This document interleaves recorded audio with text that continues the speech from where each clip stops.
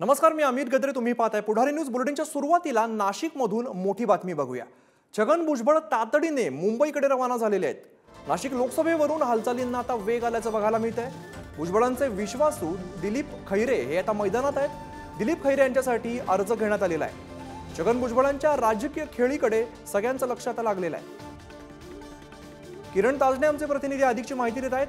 किरण, नाशिक संदर्भात आता महत्त्वाच्या घडामोडी घडताना दिसत आहेत. छगन भुजबळ तातडीने मुंबईकडे रवाना झाले. अमित, खरं म्हणजे दिलीप खैरे यांनी उमेदवारी अर्ज घेतल्यानं भुजबळांच्या गोटामध्ये मोठ्या हालचाली सुरू असल्याची बाब समोर आली होती आणि या सगळ्या पार्श्वभूमीवर छगन भुजबळ हे तातडीनं मुंबईसाठी निघालेले आहेत. खरं म्हणजे आपण जर बघितलं महायुतीचा उमेदवार कोण असणार नाशिकमध्ये याबाबतचा तिढा अद्यापही सुटलेला नाहीये आणि असं असताना नाशिकमध्ये आजपासून अर्ज विक्री सुरुवात झालेली आहे आणि त्यातलाच पहिला अर्ज हा दिलीप खैरे यांच्यासाठी त्यांचे बंधू असलेले अंबादास खैरे यांनी घेतलेला आहे.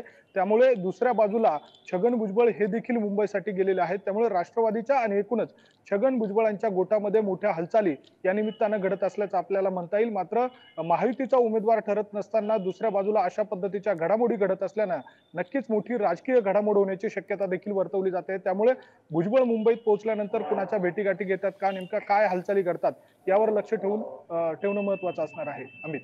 निश्चित किरण, जसं तुम्ही म्हणता नाशिकसाठी मोठ्या घडामोडी आता घडताना दिसत आहेत. धन्यवाद या सगळ्या माहितीसाठी.